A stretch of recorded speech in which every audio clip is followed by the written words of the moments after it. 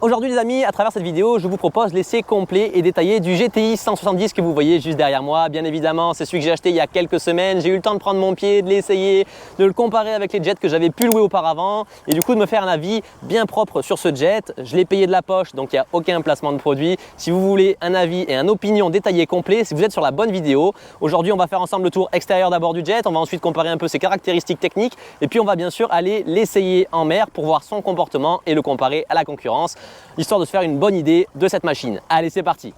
Allez, on commence par le tour extérieur du jet. On va commencer par le compartiment de stockage avant, qui est parmi les plus grands de la catégorie. Sea-Doo propose sur les GTX des compartiments légèrement plus grands, avec un petit peu plus de place encore. Mais là, on est déjà sur un gros stockage. Vous arriverez largement à y mettre tous vos sacs. Moi, j'y mets un sac étanche d'une grande capacité. J'y mets ma bouée tractée dégonflée. J'y mets 2 gilets en plus. Enfin bref, il y a la place, il n'y a aucun problème. En général, vous ne serez pas trop embêté pour le stockage. Après, voilà, il est vrai que là-dedans, tout se fait secouer. Les collègues comprendront. C'est du jet ski, on n'est pas sur un bateau. Grand confort, la trappe à essence juste ici, l'accès est plutôt bien fait, l'admission d'air juste là. Allez, on referme, c'est pas ce qui vous intéresse le plus. Tout ce qui est bon à savoir, c'est qu'il y a de la place, il n'y a aucun souci avec ce jet, vous n'aurez pas de problème. Il se veut polyvalent. Il se veut non seulement joueur, mais également confortable. Il ne veut pas être le meilleur dans toutes les catégories, mais il veut être polyvalent. Alors ici, la boîte à gants qui est plus grande que celle du Spark, si vous avez l'habitude du Spark. Voilà, c'est la moyenne de chez Sea-Doo. Elle est très profonde, très grande. Moi, j'y mets largement 2 GoPro avec les perches, les bouteilles, la crème solaire, etc. Un compartiment ici étanche pour y mettre 2 smartphones avec une mousse pour éviter qu'ils se baladent et qu'ils se cassent.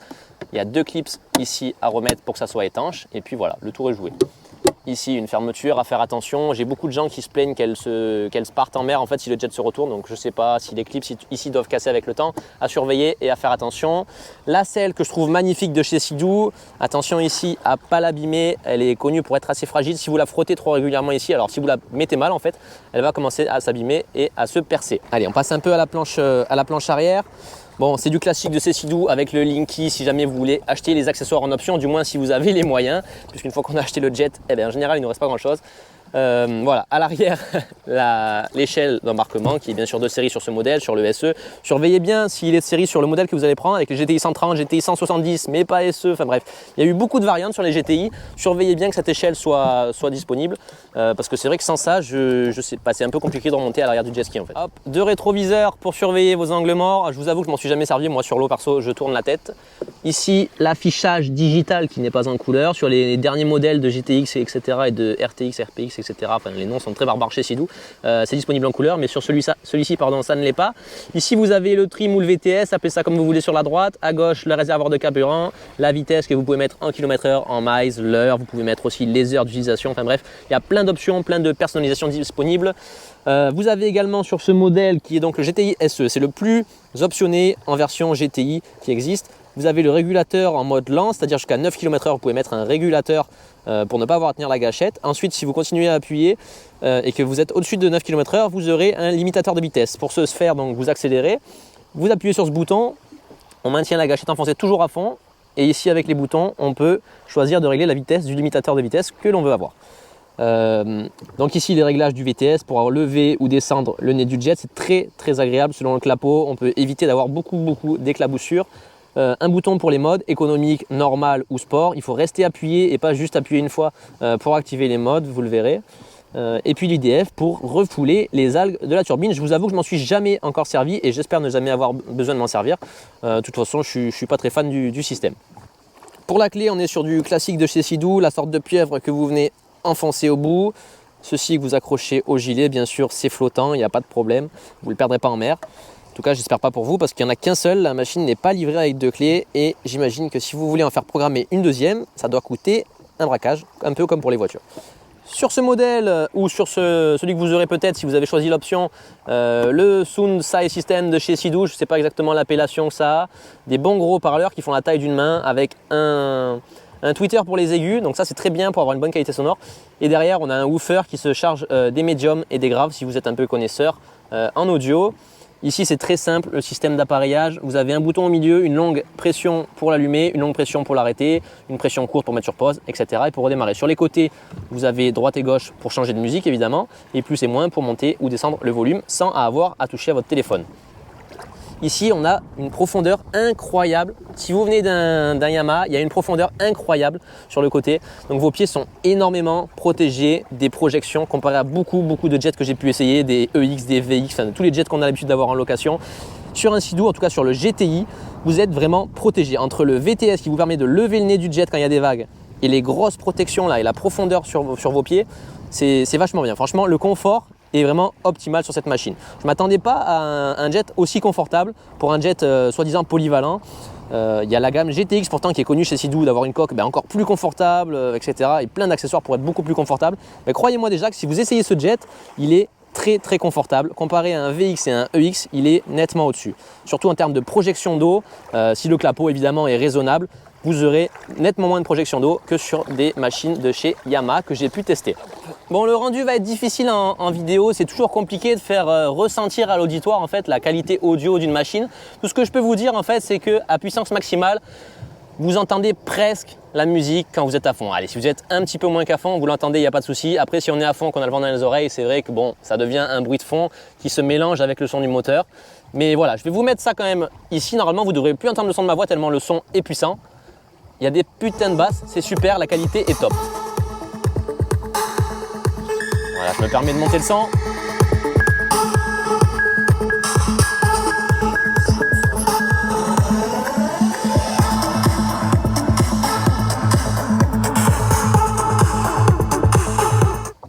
Voilà, j'espère que vous aurez un peu ressenti le bon rendu, en tout cas la réalité de l'audio. Tout ce que je peux vous dire, voilà, si c'est pour vous rassurer, il n'y a pas de souci. L'option est très chère si vous le prenez en option, en tout cas si c'est pas sur le jet, je crois que c'est dans l'ordre de 1200 €. C'est clairement exagéré, je trouve quand même, hein, pour un système audio, pour équiper toute une voiture, on met moins de 1000 €. Donc là, 1200 € pour 2 haut-parleurs, c'est vrai que c'est un peu cher, mais bon. On est dans le nautisme, tout est très cher malheureusement, c'est comme ça. En tout cas, la qualité est au rendez-vous. Si vous vous posiez la question sur la sono, il n'y a pas de souci, vous pouvez y aller. Je vous trouverai pas mieux en tout cas chez la concurrence. Ah le 3/4 avant est juste sublime, magnifique. J'adore ce coloris, c'est pour ça que je l'ai commandé, c'est pour ça que j'ai attendu un an. C'est vrai que le jaune et gris est pas mal, mais le rouge et gris foncé, je trouve que ça rend encore mieux. On a presque l'impression, parce que passé un temps, c'était les 300 chevaux qui étaient de ces coloris, on a presque l'impression d'avoir un jet beaucoup plus haut de gamme. Alors, c'est pas le cas évidemment, mais moi perso, j'adore les couleurs, le rendu est magnifique. On va parler rapidement de l'arrière. Il y a ici le système de chez Sea-Doo pour la marche arrière, pour le neutre, etc. Je ne sais pas si vous connaissez. En gros, vous avez des gâchettes sur le volant juste ici. Avec cette gâchette, si vous appuyez juste une fois, vous passez au neutre. Si vous maintenez enfoncé, vous êtes en marche arrière. Dès que vous lâchez, vous repassez au neutre. Et avec la gâchette de droite, c'est comme sur tous les jet skis, vous accélérez en mettant des coups de gaz vers l'avant.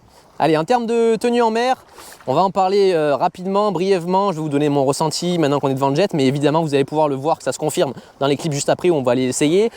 Il y a sur l'arrière, si je dis pas de bêtises, hein, corrigez-moi dans les commentaires si je me trompe, je crois que ces machins s'appellent des sponsons ou sponsons, quelque chose comme ça, enfin bref, c'est un nom un peu barbare que j'ai pas bien retenu. En gros, ces machins permettent au jet d'accrocher l'eau dans les virages. Dès que vous braquez et que vous avez un certain angle sur le jet va accrocher l'eau, vous allez prendre un putain de coup de rein, par contre, ça va braquer. Donc, bon, il y a ça sur tous les jets maintenant, hein, mais ceux-ci sont particulièrement efficaces. Moi, j'adore.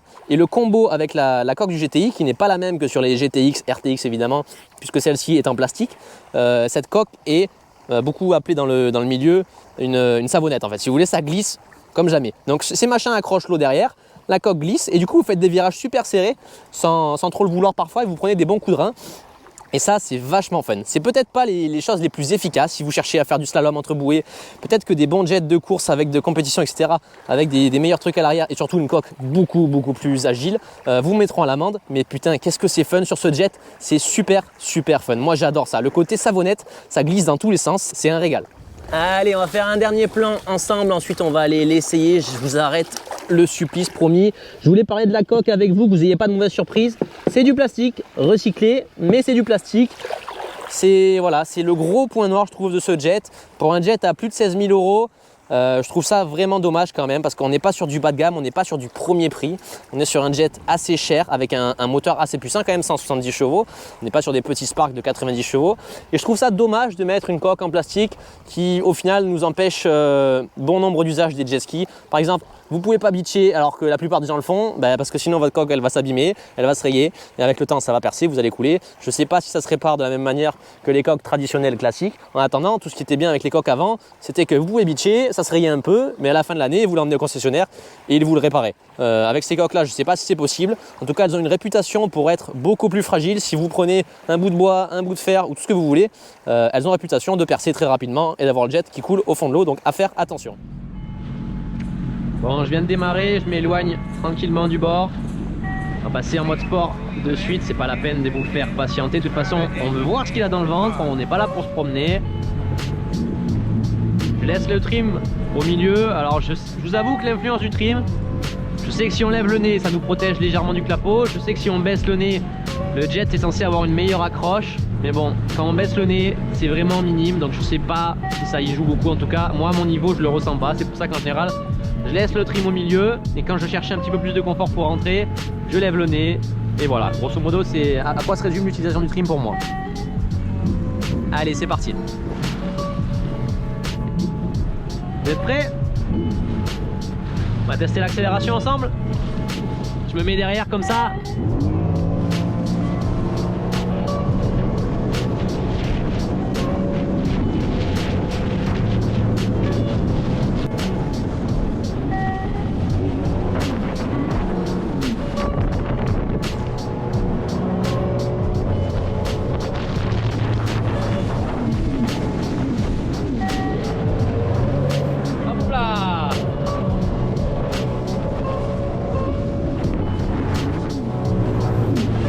Hop, on tente un virage serré. Hop là, et ça repart. Allez, on se penche bien.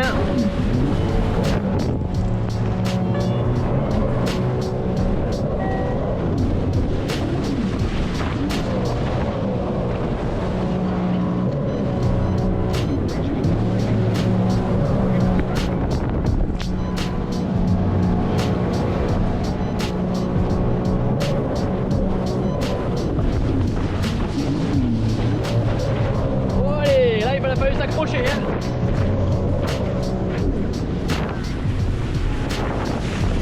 Wouh! On va mettre un peu de musique, histoire d'éveiller les sens.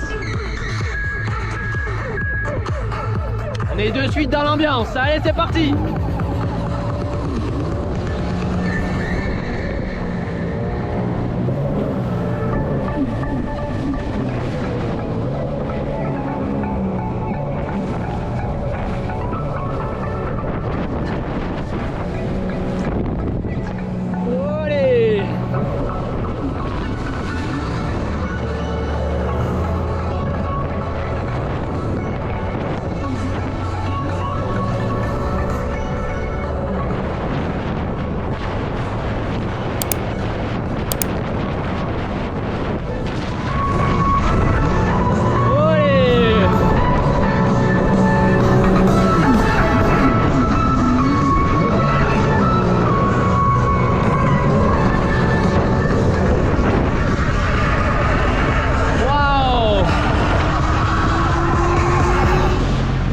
Là, je peux vous garantir que j'ai les bras en compote. Ah, c'est vraiment génial quand même. J'ai pas pu essayer énormément de modèles, mais punaise, il est génial. On prend son pied et c'est tout ce qu'on demande.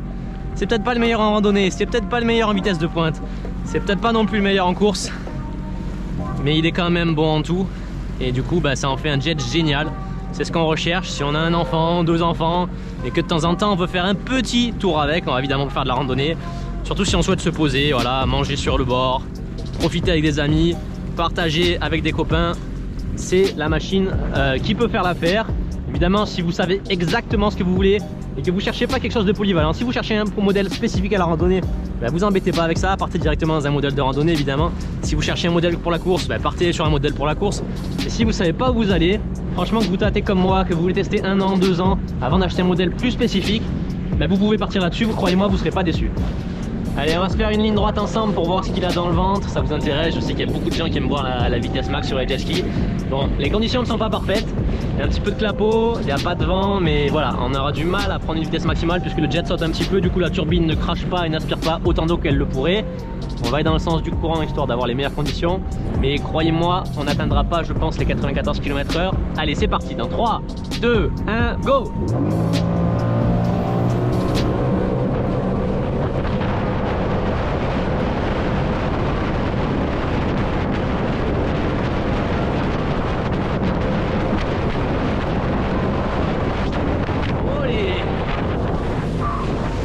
J'ai même pas regardé le compteur pour vous dire. Bon, il y avait trois grosses houles à la fin, du coup on pouvait pas les passer à fond. Enfin, peut-être qu'on aurait pu, mais moi j'ai pas osé. Je vais remettre bien la caméra parce que j'étais en train de la perdre et je fais un deuxième run. Allez, vous voyez comme ça peut vite secouer, hein, 80-90 km/h. Sur un jet classique, croyez-moi, on prend cher. Bon là ça va, mais bon. Allez, go!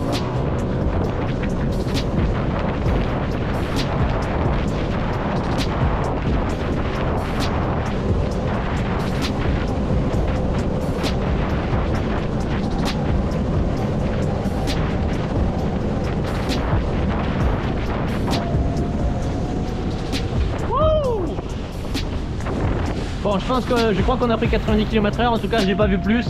Voilà, comme je vous disais, les conditions sont pas parfaites, donc je pense qu'on peut se dire que 94 km/h est quand même la vitesse réelle. De toute façon, sachant que moi je l'ai déjà pris hors caméra, il suffit que les temps soient vraiment plats et vous les prendrez. Voilà, donc pour une fois, le constructeur ne ment pas, la vitesse affichée et la vitesse réelle. Allez, on va rentrer gentiment, c'est parti!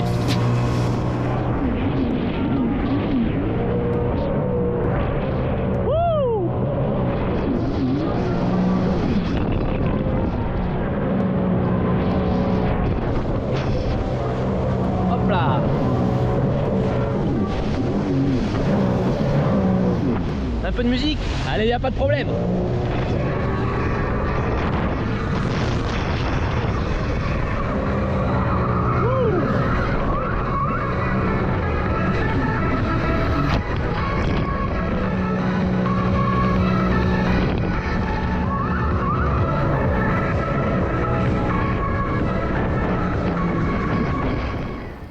On est de retour sur le bord, magnifique coucher de soleil juste derrière la caméra. Je vais donc me dépêcher de faire les derniers clips puisque bientôt il n'y aura plus de soleil et pas de luminosité pour faire la vidéo. J'espère que vous aurez ressenti tout ce que j'ai pu sentir à bord de ce jet à travers ces clips et ces quelques images. En tout cas voilà, le bilan est clair, c'est une machine super polyvalente. Vous pouvez tout faire avec, vous pouvez faire un petit peu de randonnée, vous pouvez faire un petit peu de sensations. C'est vraiment une machine qui est faite pour partager, pour être polyvalente. Elle ne peut pas porter mieux son nom que GTI, elle est dans la gamme vraiment où elle devait être. C'est un super jet pour débuter. Si vous cherchez encore un petit peu, que vous voulez essayer un petit peu de balade comme moi, au début j'ai voulu essayer de la randonnée. Si vous voulez vous amuser ou faire d'autres choses, c'est vraiment le jet à essayer pour commencer. J'ai fait aussi également de la bouée tractée avec ce jet. On a fait pas mal d'autres choses que vous verrez dans de prochaines vidéos. Enfin bref, c'est un jet ultra polyvalent, il n'y a pas de meilleur mot pour le définir. Si vous voulez un petit peu toucher à tout, écoutez, c'est sûrement un des meilleurs achats que vous pouvez faire. Si vous voulez éviter une taxe monstrueuse, si vous voulez éviter le compresseur mais que vous voulez quand même une puissance raisonnable, enfin bref, ce jet répond à beaucoup de questions et c'est pourquoi il a pour moi toute sa place dans une famille si vous voulez débuter la pratique. En tout cas, je me suis régalé à tourner cette vidéo avec le coucher de soleil en fin d'après-midi. J'espère qu'elle vous aura plu. Si c'est le cas, n'hésitez pas à me laisser un petit like, un commentaire et pourquoi pas à vous abonner. C'est le plus important pour moi, c'est ce qui m'aide le plus à vous produire du contenu derrière puisque c'est ce qui m'impacte le plus quand je vais voir les gens, quand je vais voir les marques, si je vais voir des concessionnaires ou quoi. C'est ce qui me donne le plus de poids, le plus d'importance pour peut-être avoir l'opportunité d'essayer d'autres jets et de faire des vidéos. En tout cas, c'est ce qui me ferait kiffer si vous avez une connaissance qui peut nous aider à faire d'autres vidéos sur d'autres présentations de d'autres modèles. N'hésitez pas à me contacter, je me ferai un plaisir de venir l'essayer et de tourner une vidéo. Allez, moi je vous dis à très vite pour de prochaines vidéos. Portez-vous bien, ciao ciao.